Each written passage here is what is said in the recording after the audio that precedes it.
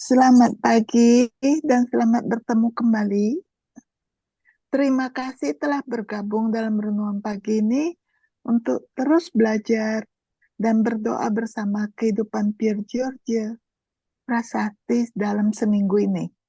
Hari ini kita masuk sesi keempat, yaitu dengan tema persahabatan. Ini semuanya adalah panduan dari Romo David Michael. Hari ini kita akan membahas bagaimana semangat gembira dari iman Pier Giorgio yang mendalam memfasilitasi terbentuknya persahabatan yang kuat dan langgeng. Kemarin kita mendengar tentang cintanya yang mendalam kepada orang miskin dan betapa wajar baginya untuk membantu mereka yang membutuhkan. Hari ini kita akan membahas ciri-ciri khas lain dari hidupnya. Kemampuannya untuk membentuk dan memperdalam persahabatan dengan orang lain. Mari kita mulai. Sejak usia dini, Pier Giorgio dikenal karena wataknya yang gembira, semangat mudanya, dan bakatnya yang luar biasa dalam menjalin pertemanan. Pada tahun 1918, Pier Giorgio memulai studinya di Universitas Politeknik Kerajaan dengan mengambil gelar di bidang teknik mesin. Di universitas, sifat ramah masa mudanya tampak sepenuhnya diaktifkan melalui keterlibatannya dalam banyak klub dan kegiatan yang tersedia.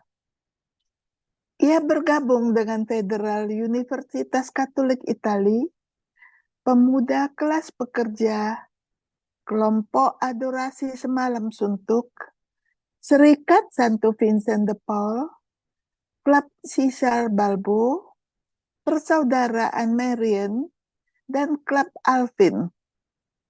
Keikutsertaannya dalam klub-klub ini bukan untuk pamer.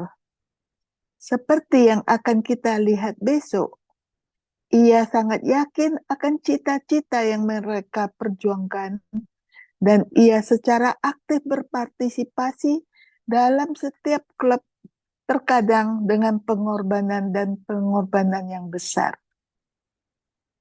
Seiring berjalannya waktu, Pier Giorgio menjadi pusat perhatian sekelompok besar teman dan kenalan. Meskipun setiap klub menggambarkan sisi dirinya yang berbeda, keikutsertaannya dalam klub Alvin dapat membantu kita memahami perannya sebagai teman bagi orang lain dengan lebih baik. Pendakian gunung sangat dekat di hati Pier Giorgio. Dan selama 4 tahun kuliahnya, ia telah mendaki hampir 40 kali banyaknya. Selama perjalanan ini, kepribadian Pier Giorgio terlihat jelas saat ia memimpin kelompok, sering melontarkan lelucon dan menyanyikan lagu-lagu. Begitu memperhatikan kebutuhan orang lain, ia juga akan mendorong pendaki lain dan menemukan cara-cara kreatif untuk melayani orang lain selama perjalanan tersebut. Dalam merenungkan Pier Giorgio, seorang teman pernah menulis bahwa jika seorang teman pemuda atau gadis menunjukkan tanda-tanda kelelahan, Pier Giorgio dengan caranya yang baik hati adalah orang yang pertama yang menyadarinya. Tidak ingin membuat kelelahan siswa itu diketahui oleh orang lain, ia akan mulai mengeluh bahwa saljunya terlalu licin, sepatunya terlalu baru, tali ranselnya memotong bahunya, atau alasan lain yang terlintas dalam pikirannya. sampai ia berhasil membuat mereka berhenti untuk memberi waktu istirahat. Di asrama, ia selalu memberikan kamarnya yang hangat kepada siapapun yang sangat kedinginan dan cemas dengan prospek tidur di kamar yang dingin. Dengan sangat rela, ia akan berkata, "Saya terlalu hangat." Seiring berjalannya waktu, sekelompok kecil teman yang erat terbentuk dari banyak orang yang mendaki bersama Pier Giorgio. Pada bulan Mei 1924, mereka menyebut diri mereka Tipilozzi atau Shady Character Society, sebuah sebutan sarkastik yang mewujudkan sifat kelompok yang periang. Mereka berbagi kecintaan terhadap pendakian dan iman Katolik. Dan perjalanan mereka memberi mereka kesempatan yang sempurna untuk berbagi kehidupan mereka satu sama lain. Dalam pendakian ini, mereka membicarakan kecemasan dan masalah mereka sambil berbagi nasihat dan memanjatkan doa.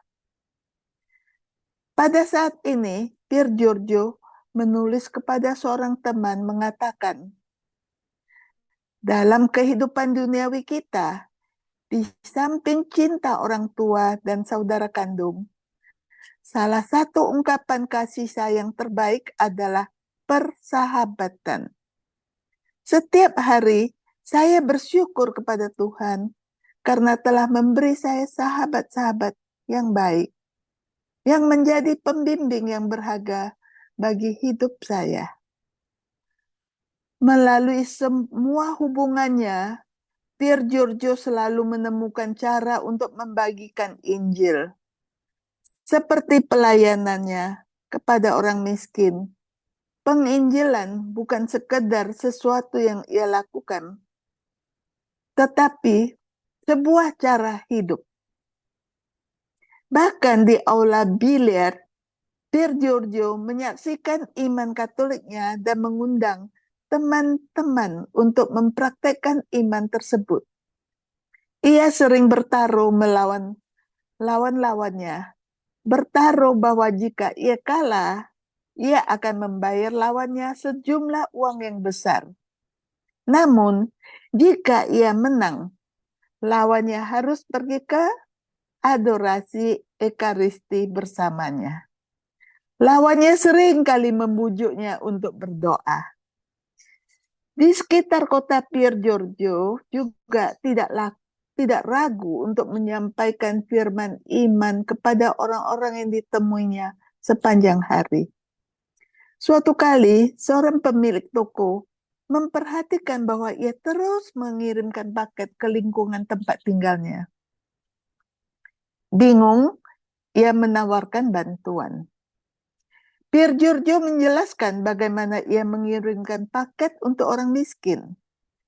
Ia senang membantu orang miskin secara pribadi dan bagaimana ia akan mendorong mereka untuk pergi ke misa dan mempersembahkan penderitaan mereka kepada Tuhan.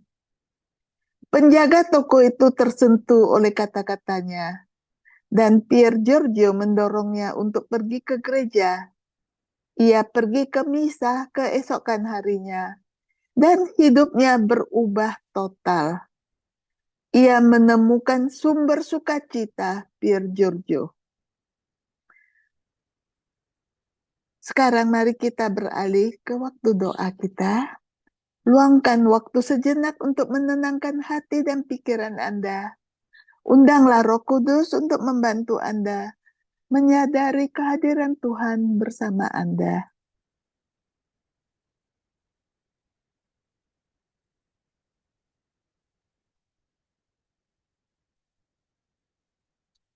Renungan, ungkapan yang paling terkenal dikaitkan dengan Pier Giorgio adalah verso l'alto, atau dalam bahasa Inggrisnya to the heights. Ia menulis frase ini pada gambar saat terakhirnya mendaki gunung. Setelah kematiannya, Versolalto menjadi metafora yang sempurna untuk memahami kekudusannya yang unik. Karena Pier Giorgio tidak puas dengan keadaan yang biasa-biasa saja. Ia tidak puas hanya menjadi orang baik. Sepanjang hidupnya, ia mengarahkan pandangannya ke surga. Mengarahkan setiap tindakannya ke tujuan akhir ini. Digerakkan oleh kasih karunia Tuhan, ia terus mendaki, berjuang untuk mencapai puncak kehidupan kekal. Luangkan waktu untuk merenungkan frasa ini. Versolalto artinya ke puncak. Bagaimana ini dapat menginspirasi Anda dalam hidup Anda saat ini? Salah satu kejeniusan Pier Giorgio adalah bahwa ia menemukan kekudusan bukan dengan menghindari hal-hal yang ia cintai, tetapi justru melalui hal-hal yang paling membuatnya bersukacita. Pier Giorgio juga menggunakan hal-hal yang ia cintai ini untuk menyebarkan Injil kepada orang-orang di sekitarnya. Bagaimana Anda dapat mengejar kekudusan dan membagikan kasih Tuhan dalam dan melalui hal-hal yang paling membuat Anda bersukacita? Sekali lagi, kita akan menutup waktu kita hari ini dengan doa yang diilhami oleh Pier Giorgio Frassati. Mari kita berdoa bersama. Bapa Surgawi, berikanlah aku keberanian untuk berjuang demi tujuan tertinggi, untuk menghindari setiap godaan, untuk menjadi biasa-biasa saja. Berikanlah aku kemampuan untuk bercita-cita menjadi orang seperti yang dilakukan Pier Giorgio. Dan untuk membuka hatiku dengan sukacita terhadap panggilan-Mu menuju kekudusan. Bebaskanlah aku dari rasa takut akan kegagalan. Ya Tuhan, aku ingin bersatu dengan-Mu dengan teguh dan selamanya. Berikanlah aku rahmat yang kuminta melalui perantaraan Pier Giorgio, melalui jasa Tuhan kita Yesus Kristus. Amin. Beato Pier Giorgio Frassati, doakanlah kami. Amin. Terima kasih. Terima kasih.